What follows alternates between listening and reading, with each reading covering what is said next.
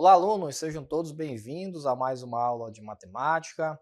Eu sou o professor Jean Nobre e hoje nós iremos abordar um novo conteúdo na nossa aula de hoje. Acompanha comigo. Aí está, o objeto de conhecimento dessa aula de número 6 é função. Vamos falar sobre o conceito de função, o detalhamento, definição e notação de função. Domínio, imagem e contradomínio, tá bom? Então, esse aí é o tema da nossa aula. Vamos dar início então. Muito bem, pessoal, função, né? Função é um dos principais conteúdos que a gente trabalha aqui no ensino médio. É um conteúdo muito importante porque ele serve de base para vários outros assuntos, tá? Então é importante que a gente domine os conceitos, que a gente saiba fazer os exercícios, as atividades, tá? Porque quando a gente chegar um pouco mais à frente nos nossos estudos, a gente vai utilizar esses conceitos de função para a gente resolver problemas envolvendo outras áreas, tá? Não só especificamente a geometria analítica, né? Como também outros ramos da matemática. Então a gente vai partir agora do princípio e falar um pouquinho sobre o conceito bem inicial de função, tá? O que é função, e a gente vai abordar o tema de domínio, contradomínio e imagem, tá? Vamos ver o que significam essas três palavras, o que é domínio, o que é o contradomínio e o que é uma imagem da função, beleza? Vamos lá? Acompanha comigo na primeira cartela, onde nós temos algumas informações aí. Vamos lá.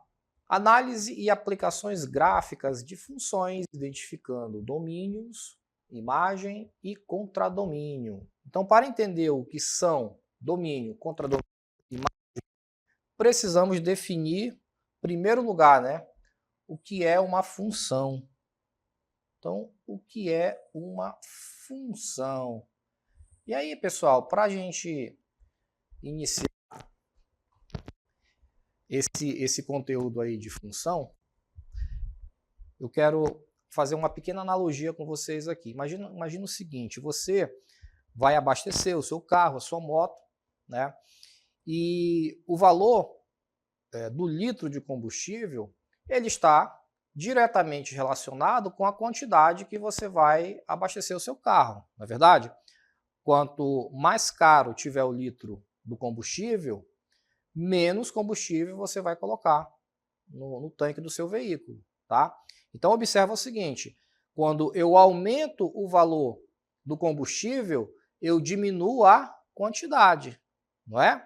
Então, se o litro do etanol, por exemplo, está custando R$ 5,50, com R$ 100 eu vou conseguir colocar determinada quantidade no tanque do veículo.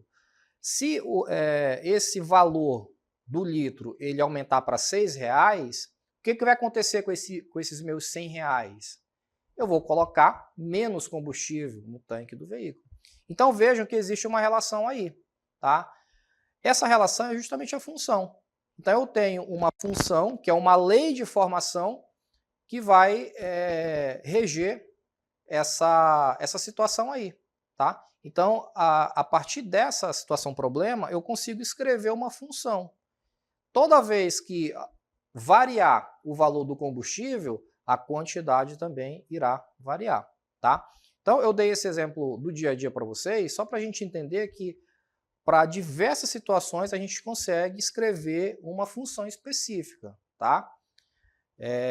Eu dei esse exemplo para vocês aqui do combustível, mas existem vários outros exemplos de função que a gente consegue escrever a lei de formação para conseguir expressar aquela relação ali, tá bom? Vamos voltar então. Então veja aqui na próxima cartela, nós temos o seguinte. Conhecemos como função uma relação entre conjuntos A e B, em que, para todo elemento do conjunto A, existe um único correspondente no conjunto B. Perceba que na função os valores do conjunto A, conhecido como domínio, vão acompanhando, pessoal, essa leitura passo a passo comigo, tá? são relacionados aos seus correspondentes no conjunto B, conhecido como contradomínio, ok? Então, duas definições importantes aqui. Primeiro, o domínio da função. Segundo, o contradomínio. Vamos ver uma imagem para a gente entender melhor isso aí? Então, vejam que nessa imagem aqui nós temos um exemplo de função, tá? Essa aqui, ó, é a lei de formação que nós teremos, para esse caso aqui, tá? F de A em B. Daqui a pouco a gente vai escrever uma lei de formação específica, mas por enquanto a gente vai ficar com essa daqui. F de A em B, que é a função de A em B. É isso que ele está falando para nós, ok?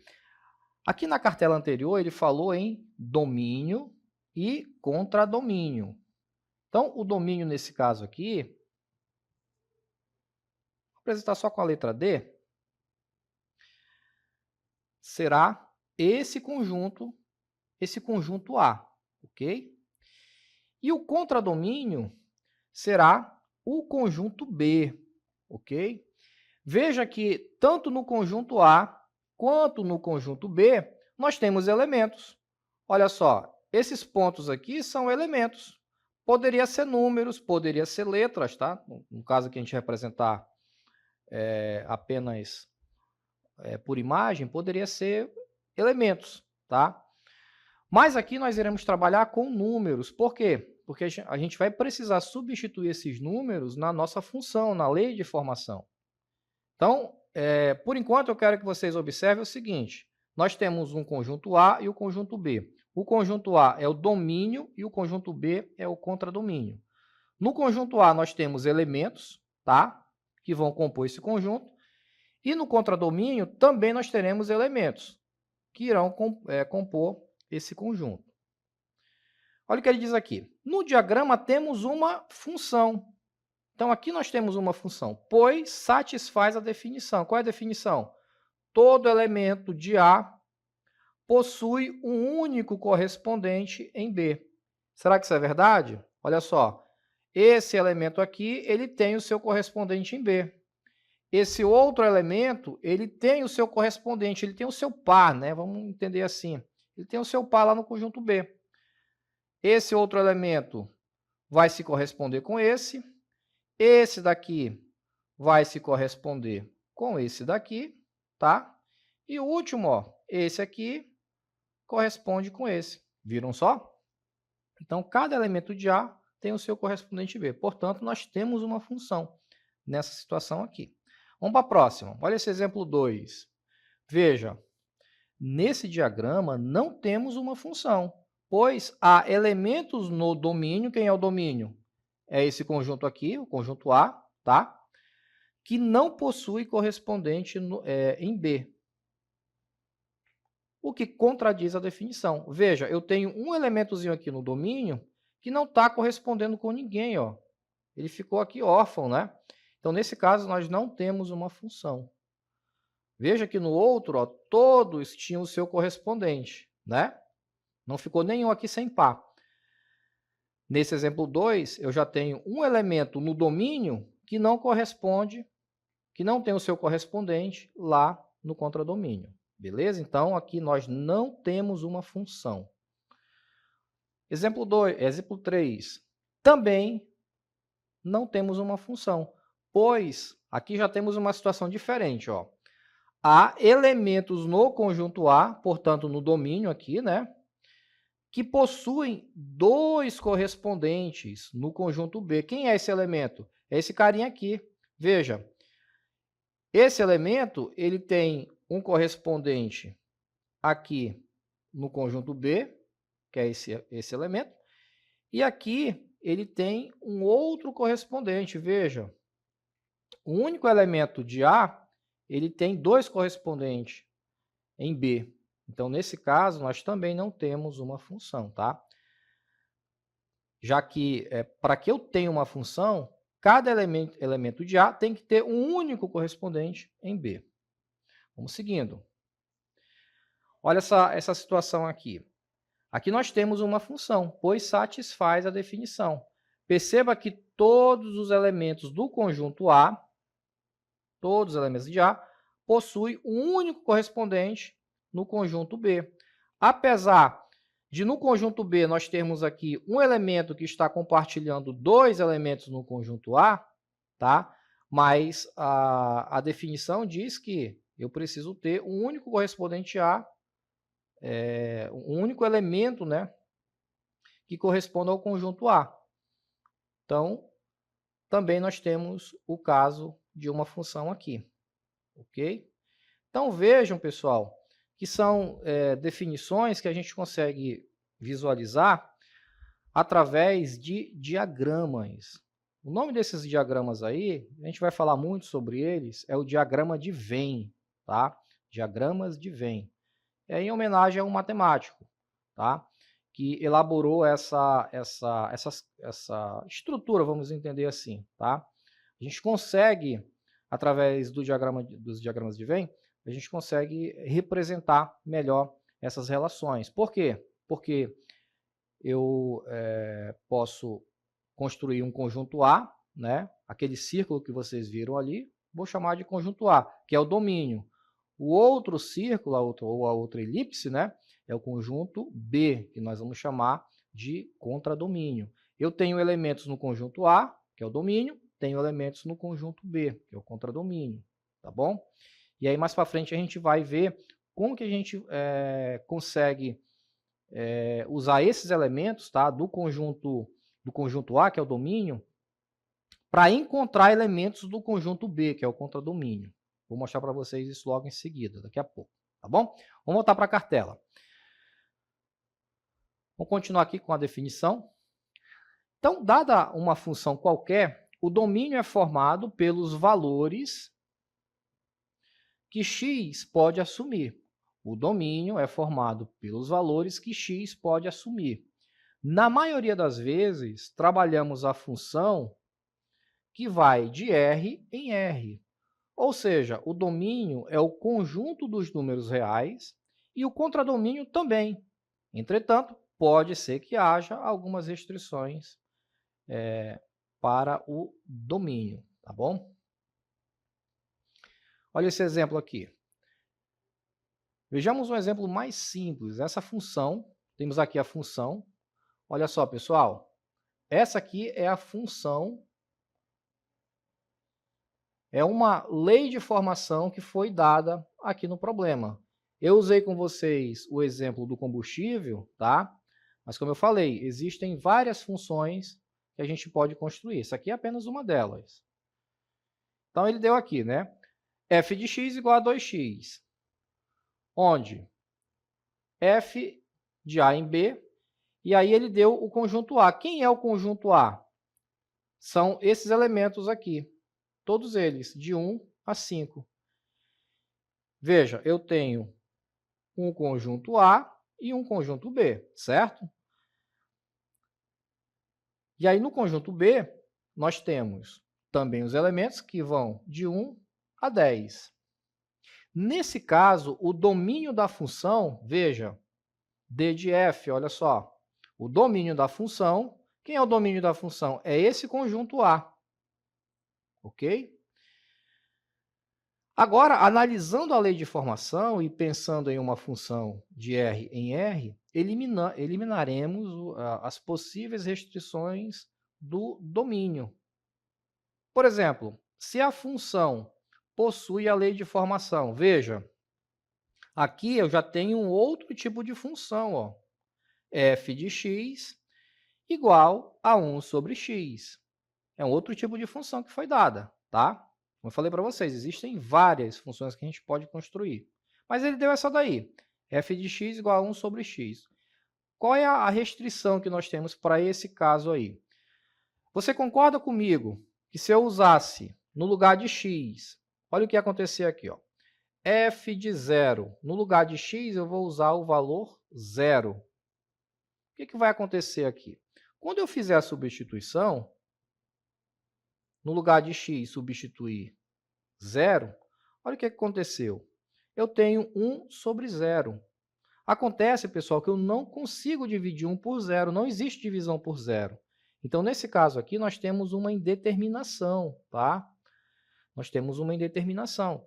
Então, para essa situação, no meu domínio, no conjunto A, no conjunto do domínio, eu não poderia ter o elemento zero. Então, essa é a restrição que ele está se referindo. Eu não posso usar zero lá no domínio. Vamos supor, olha só, está aqui o conjunto A. Deixa eu apagar aqui para não confundir vocês. Está aqui o conjunto A. Foi dado, né? Nesse conjunto A, eu poderia ter um zero aqui, vamos supor, coloquei mais um zerinho ali. 0, de 0 a 5. Poderia ter esse zero? Para esse caso específico aqui, ó, não, tá? Por quê? Porque eu teria um valor aqui que eu não poderia usar para formar o meu contradomínio, tá bom? Vamos seguindo. Note que x não pode ser igual a zero, que foi o que eu falei agora há pouco para vocês, tá? Já que isso causaria uma indeterminação, pois não é possível dividir 1 por zero, ok? Então, nesse caso, o domínio da função não pode ser zero, então o domínio seria os valores reais, com exceção do zero, tá? Esse asteriscozinho aí significa a exclusão do zero no conjunto. Bacana? Vamos seguindo, que nós temos mais algumas definições aqui. Vamos ver agora o contradomínio. Então, o contradomínio de uma função de f de a em b, f de a em b, é o conjunto B. O contradomínio que mais trabalhamos é o conjunto dos números reais. O domínio é todo elemento que tem, necessariamente, um correspondente, veja, um correspondente no contradomínio, que foi o que nós vimos agora há pouco lá nos diagramas, tá? Porém, não há uma restrição para o contradomínio. Logo, o conjunto pode ter elementos que não sejam correspondentes de ninguém no domínio. Ou seja, no contradomínio, eu posso ter valor zero, por exemplo. Tá? O que eu não posso ter é lá no meu domínio, se eu tiver uma função do tipo, né, que foi dada ali, f de x igual a 1 sobre x, por exemplo.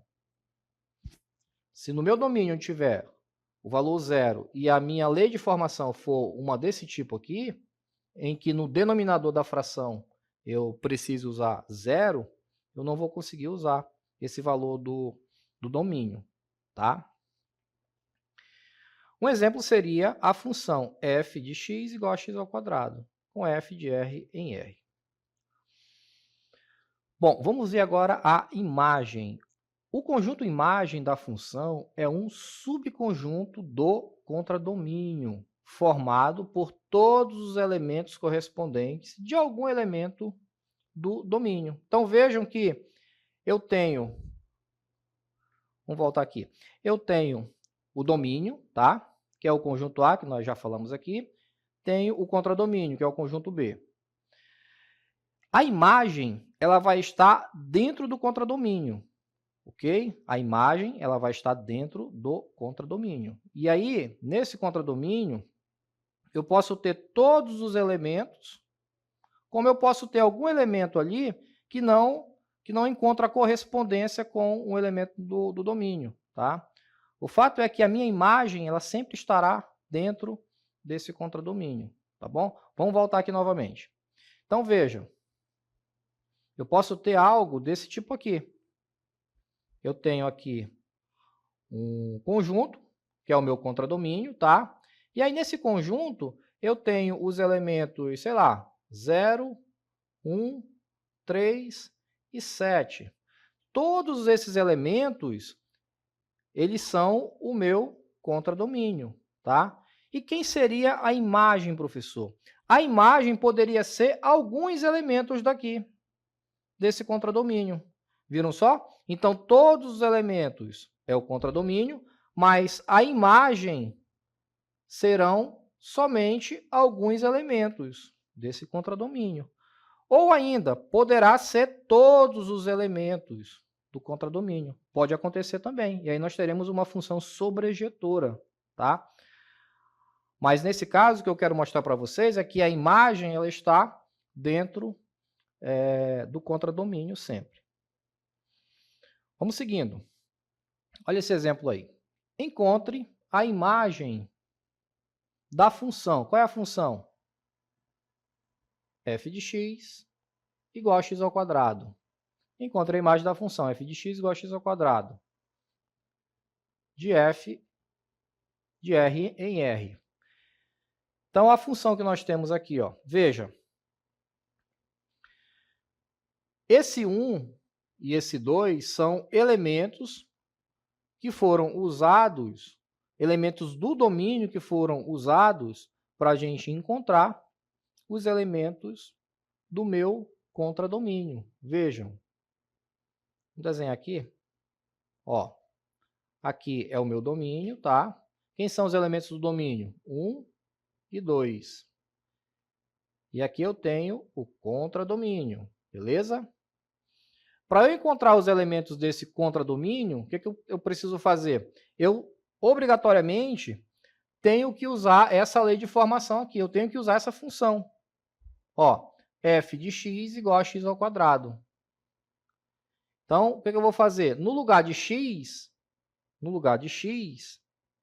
de cada um desses x aqui, o que eu vou fazer? Eu vou colocar os elementos 1 e 2. Foi o que aconteceu aqui, ó. No lugar de x ele colocou 1, né? No lugar de x ele colocou 2 aqui.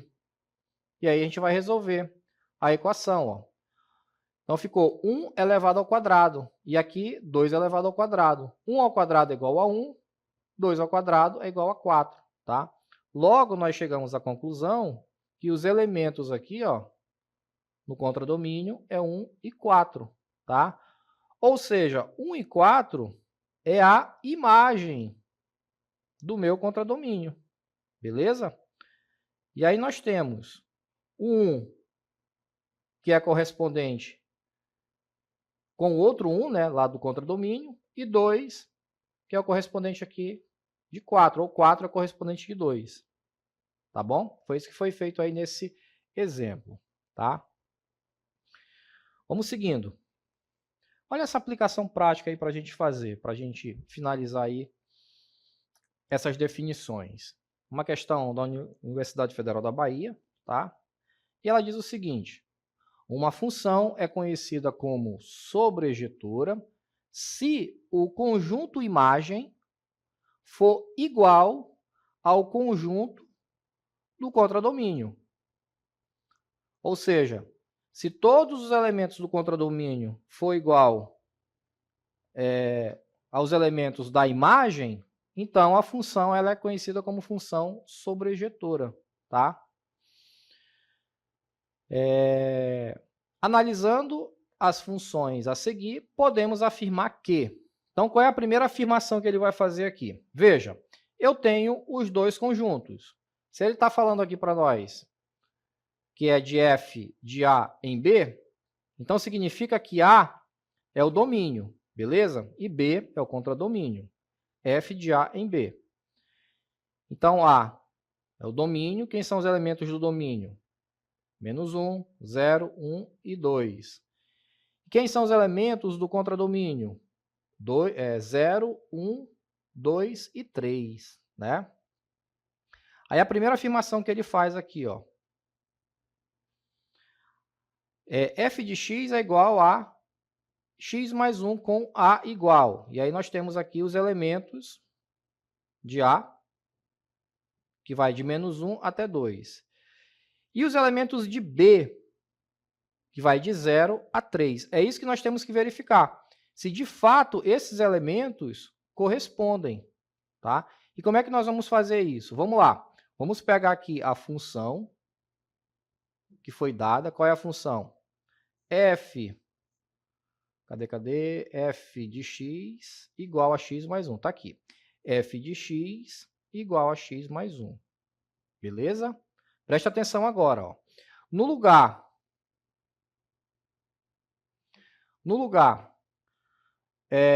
de x, nós vamos substituir quem? Menos 1, 0, 1 e 2.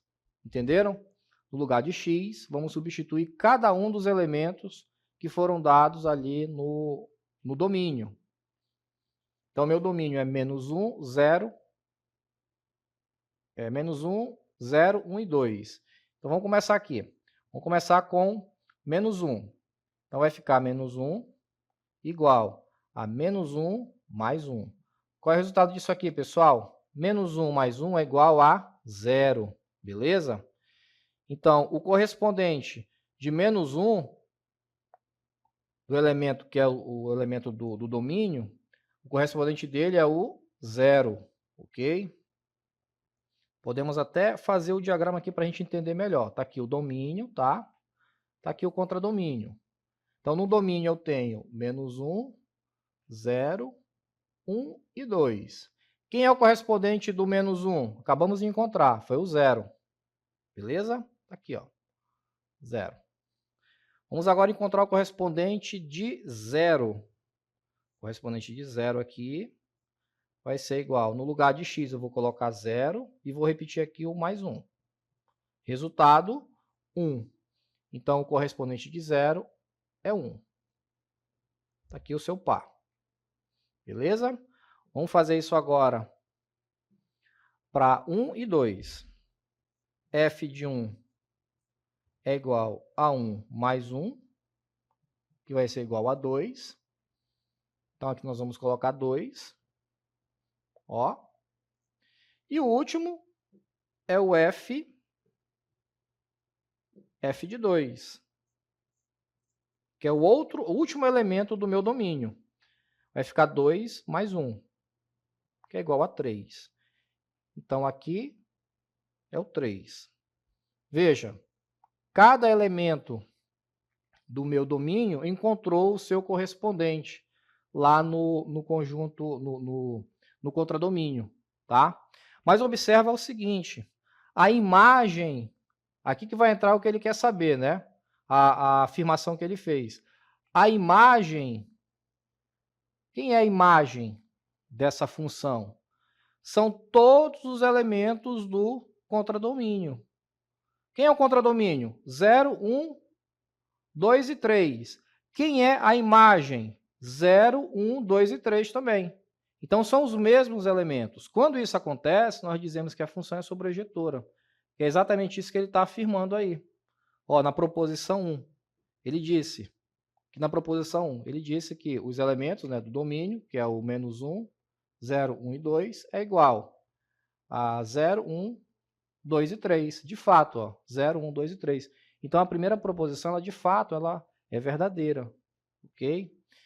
A segunda proposição, ela também é verdadeira, tá, pessoal? Por quê?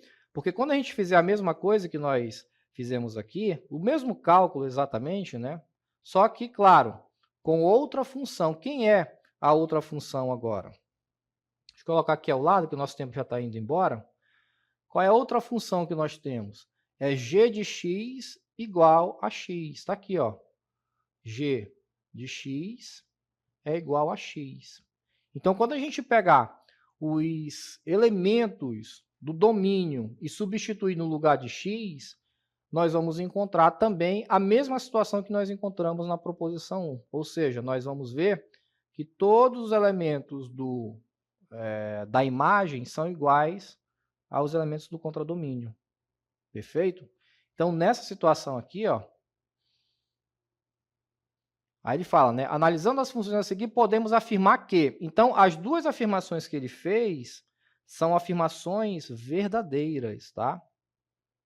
São afirmações verdadeiras, tanto a 2 quanto a 1.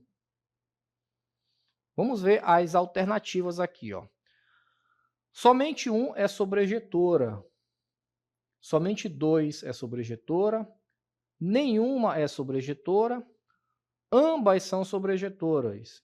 E nenhuma das alternativas anteriores. Bom, para a gente finalizar, né? Nós vimos ali que as duas funções, elas são sobrejetoras. De novo, o que é uma função sobrejetora?